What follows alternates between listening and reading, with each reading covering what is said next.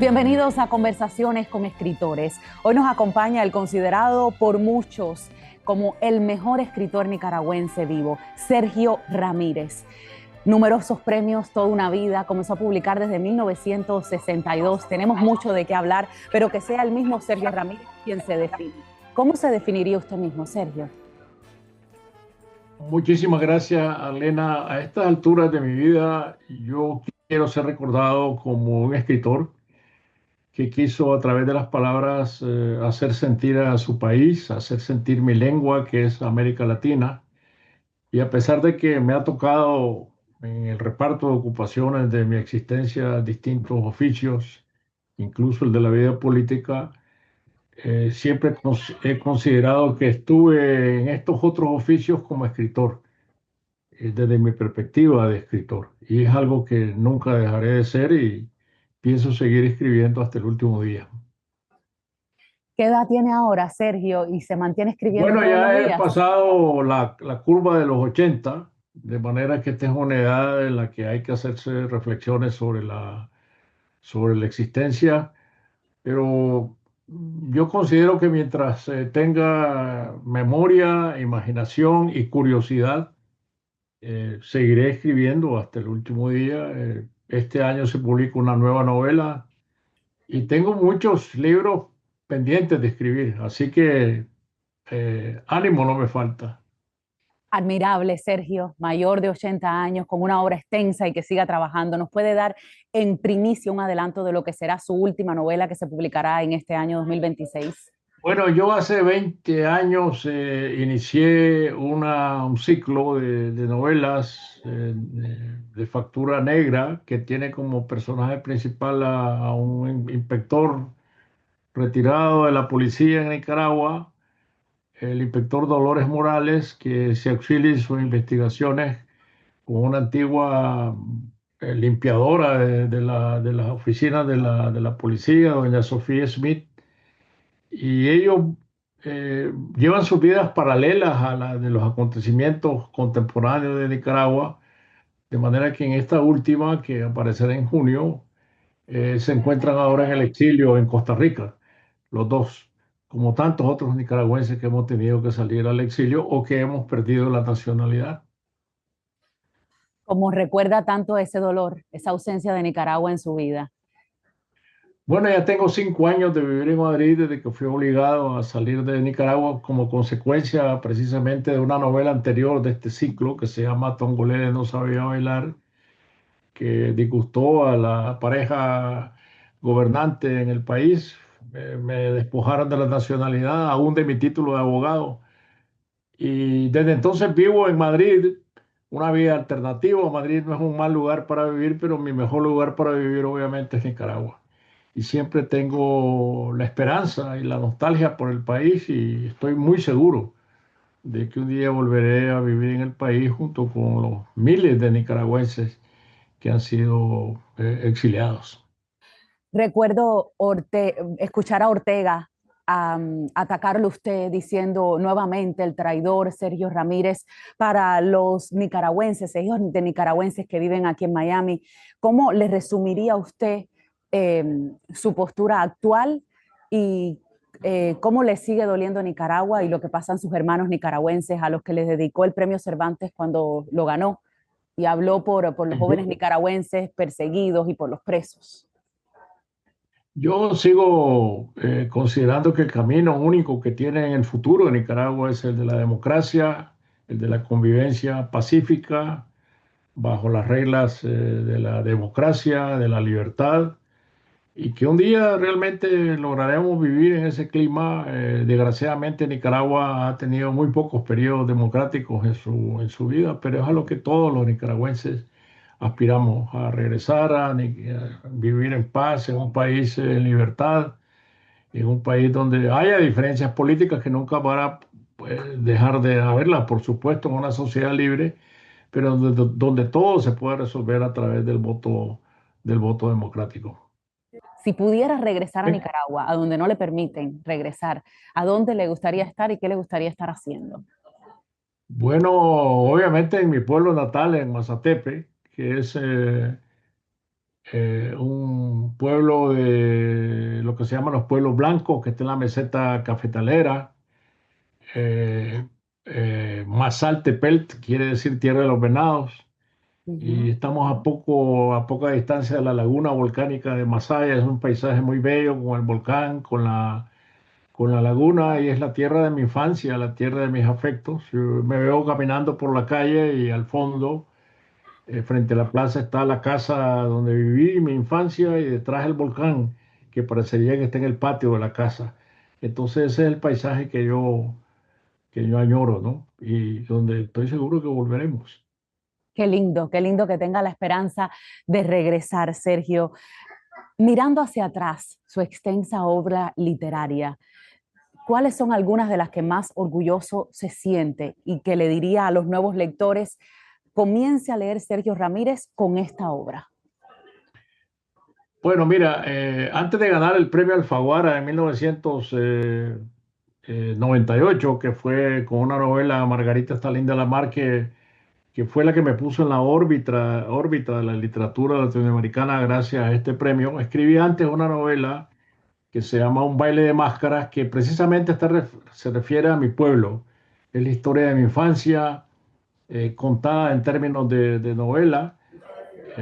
Y esa es una novela que, si un lector me pregunta por dónde entrar a mi obra, yo le diría, entra por Un baile de máscaras, porque es una novela que yo escribí con mucho sentimiento, con mucha añoranza de mi infancia en este pueblo de Mazatepe. Después está Margarita está linda la mar, pero antes está Castigo Divino, que se publicó en el año 1988, que es la novela sobre un crimen que se cometió, dos crímenes que se cometieron en la ciudad de León por un famoso personaje de la vida real, Oliverio Castañeda. Entonces, Castigo Divino también es una novela que se hizo una serie de televisión en Colombia. Y luego, pues, mi serie El Inspector Morales, de que ya te había hablado, y la Es el mismo última de ellas. inspector que se ve en Tongolele, ¿no? Ese es el mismo inspector. Sí, Sí. exactamente, el mismo inspector. Y que se cierra ahora con esta nueva novela que se llama La maldición de Ramfis. Se me había olvidado comentarte esta última, que se desarrolla a bordo de un yate de lujo, de un velero de excursiones que navega entre Nicaragua y Costa Rica. Y luego la última, antes de esta, que va a salir, que se llama El Caballo Dorado, que ganó el premio de Mario Vargas Llosa de novela el año pasado en España. Bueno, y luego están mis cuentos. Yo empecé como cuentista y me recomiendo mucho como cuentista porque a mí me sigue encantando escribir cuentos, lo disfruto mucho. Y agregando quizá la novela Sara, que es sobre el personaje bíblico, que también es una novela que me parece que puede dar una idea de la diversidad de lo que yo he querido representar en el mundo narrativo, yendo a distintos temas. Pues con esto yo podría completar esta presentación. Habla de Sí, Castigo Divino, novela que escribió siendo vicepresidente, que lo escuché decir que escribía de noche mientras era vicepresidente de Nicaragua. Sergio, sí, qué sí, figura porque tan completa como ha mezclado su obra literaria en una vida política. Y creo que, como dijo su hijo, va a ser recordado como escritor. ¿Y cómo usted quisiera que lo recuerden? Me dijo al comienzo, como escritor. como escritor. Y esta novela, Castigo Divino, que la escribí en las horas de la madrugada, para mí demostró la verdadera profundidad de mi oficio, mi verdadera vocación. Yo creo que uno escribe por necesidad y después de estar 10 años metido en la conspiración contra la dictadura de Somoza, de haber estado en el gobierno, habían pasado 10 años en que yo no escribí una letra y yo me aterroricé en el momento que comprobé que si yo seguía sin escribir dejaba de ser escritor. Y como las tareas burocráticas son tan complejas, tan inesperadas, pues yo lo que hice fue levantarme a las 4 de la madrugada y escribir de las 4 a las 8. Y así pude escribir esta novela que es bastante compleja en su estructura, que necesitaba mucha investigación. Pero bueno, ahora yo me siento muy satisfecho de que lo único que hago es escribir. Es decir, yo no estoy retirado de la escritura, uno nunca se retira, no hay tercera edad para la literatura. Pero no tengo otra cosa que hacer más que escribir, que es el verdadero sueño de un escritor. Poder levantarse a las 8 de la mañana, sentarse frente a la computadora y escribir lo que el ánimo y el tiempo da. ¿Cómo ve la situación en Centroamérica actualmente? Cuando recibió la noticia de que al comienzo del año 2026 dejaron libres algunos presos políticos en Nicaragua, ¿le dio esperanza? ¿Qué es lo que, Sí, mira, qué es su espérate, pero sueño para Nicaragua? hay muchos presos políticos todavía en Nicaragua y la ambición es que sean todos liberados. Tienen que ser todos liberados y ese es donde debemos poner la presión, no solo que liberen a los presos, sino en que puedan retornar todos los exiliados políticos al país, de que se pueda restablecer la libertad de prensa. No hay ningún medio de comunicación independiente funcionando en Nicaragua, todos lo hacen desde el exilio. La prensa, el diario de la prensa, que acaba de cumplir 100 años, el diario más antiguo de Nicaragua, eh, se edita desde el exilio. El periódico Confidencial se edita desde el exilio. 100% Noticias, que eran unos canales independientes de televisión, también se editan desde el exilio. Y mientras estos medios no retornen a sus sedes, no se dé libertad a los 400 periodistas que hay exiliados, 400 periodistas independientes viven en Estados Unidos, en Miami, muchos de ellos, en Ujú. Costa Rica, en España, pues no podemos hablar de que ha comenzado un verdadero proceso de democratización del país. Yo, que nací en el año 84, cuando ya usted era una reconocida figura política en Nicaragua, quisiera que me cuente un poco para yo no intentar juzgar el pasado desde el presente. ¿Quién era ese Sergio en los años 80 cuando tenía una postura política diferente? Porque el partido que está hoy en Nicaragua era otro. Yo creo que uno tiene que reconocerse a sí mismo en lo que fue y en lo que es ahora. Nunca negarse, es decir, negarse, esconder el pasado es una manera equivocada de justificarse. Yo entré en una revolución que iba a transformar Nicaragua. Ese proceso de transformación tuvo muchas contradicciones, muchos enfrentamientos, desembocó en una guerra civil que costó miles de muertos, que el país nunca debió haber vivido. Y yo salí de ese partido político que llevó adelante esa revolución después que el país volvió a la democracia en 1990 con el triunfo de Violeta de Chamorro. Fundamos un partido distinto que reclamaba democracia, libertad. Y cuando fuimos a las elecciones en 1996, con ese partido, yo como candidato político, fracasamos en medio de la polarización que viví el país y no tuvimos éxito. Pero yo creo que el gran fracaso que yo había vivido antes es el fracaso de la revolución. La revolución no pudo cumplir con lo que se había propuesto, que era traer justicia y libertad e igualdad social. Negó la democracia, que sacrificó en nombre de la igualdad y de la justicia social, y fracasó en eso también. De manera que este es un proyecto fallido y yo enfrento en mi vida este proyecto fallido, pero desde la perspectiva de mis propios sueños. Yo quise participar en una empresa transformadora del país y que no tuvo frutos. ¿Qué es lo de todo lo que le han hecho, lo que más le ha dolido? El que le despojaran de su nacionalidad nicaragüense, el que no le permitieran regresar a su país. ¿Qué es lo que más le ha dolido de Pues todo? O que hablaran mal en contra suya. no, que hablen mal en contra mía, eso no me preocupa. Quizás los juicios que me dolerían más serían aquellos que se dirigieran contra mi obra literaria, no contra mi vida de político, ¿no? Yo la primera vez que escuché el nombre de Sergio Ramírez fue en la Universidad Internacional de la Florida, FIU, que es la universidad que está en Miami, hablando maravillas de su libro Margarita, que se había ganado el premio Alfaguara unos años antes, porque yo entré a la universidad en el año 2002, pero todavía se hablaba de ese libro. ¿Diría usted que ese ha sido el libro que más satisfacción le ha dado como escritor? ¿O cuál ha sido un halago que le dijeran que dice yo, que le hayan dicho que usted diga, estoy feliz de haber tocado a este lector de esa forma?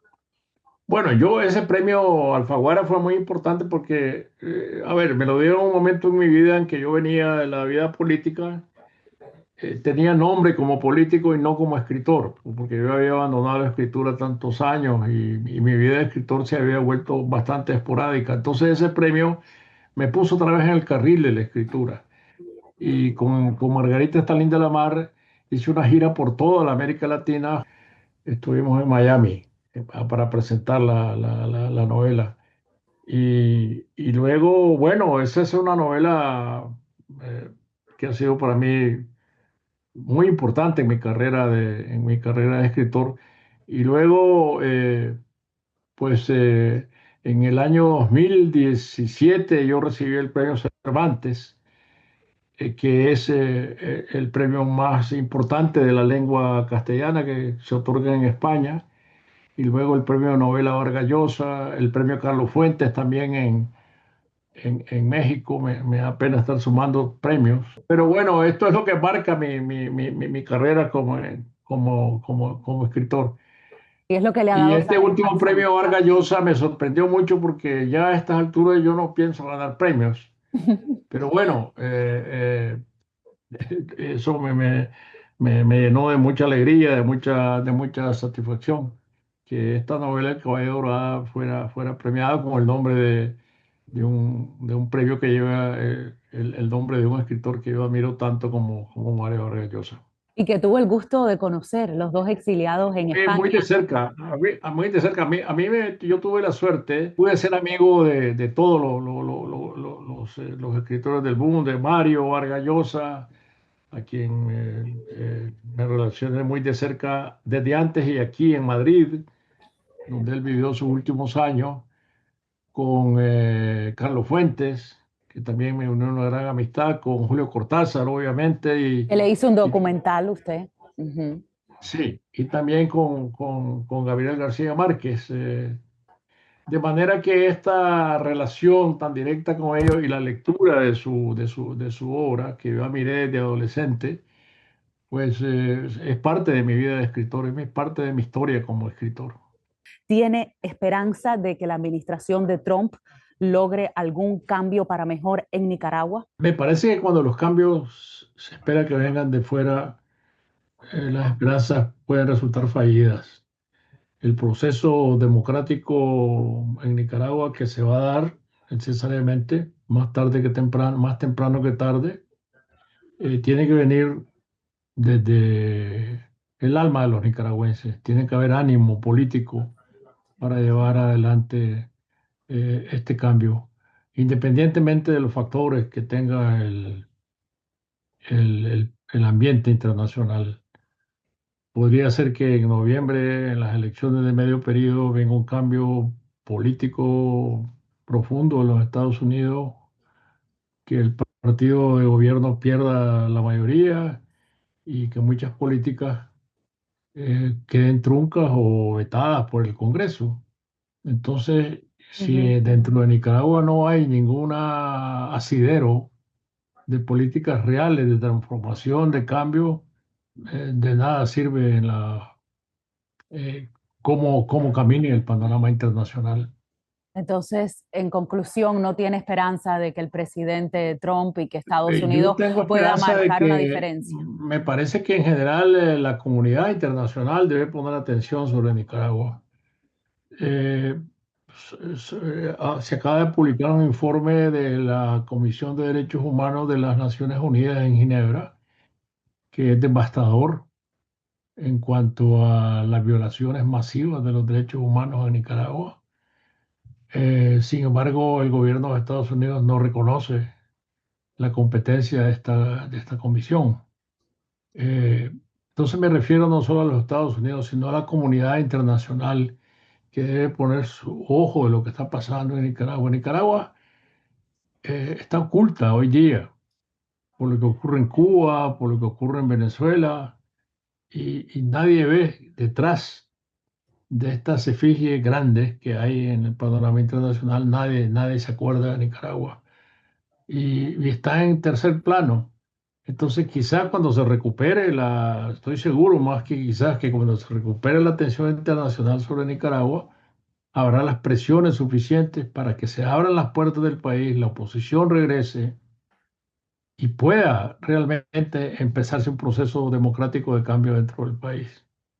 Ahora mismo hay muchísima persecución. ¿Qué conocimientos, qué cifras tienes exactas? Lo que yo sé es que han perseguido a sacerdotes católicos, a jóvenes que actualmente hay presos, pero si usted tiene más información de lo que está pasando dentro de Bueno, Nicaragua. no tengo ninguna información específica adicional, solo recordar que hay más de 400 periodistas en el exilio, expulsados del país o que han tenido que huir, que todos los medios de comunicación de Nicaragua, 100% Noticia, Confidencial, el diario La Prensa, la Radio Darío, que han sido medios de comunicación muy combativos, están todos en el exilio, sus periodistas no se pueden publicar dentro de Nicaragua, sus instalaciones han sido confiscadas, ocupadas. Hay centenares de sacerdotes en el exilio, en España, en los Estados Unidos, en Costa Rica. Diócesis enteras han sido descabezadas, no hay obispo en estas diócesis, en Estelí, en Matagalpa, en Jinotega. De manera que hay una persecución real contra la libertad religiosa y especialmente contra la Iglesia Católica. Hay una ley del silencio dentro de Nicaragua, nadie puede opinar, todo el mundo se siente con miedo de opinar.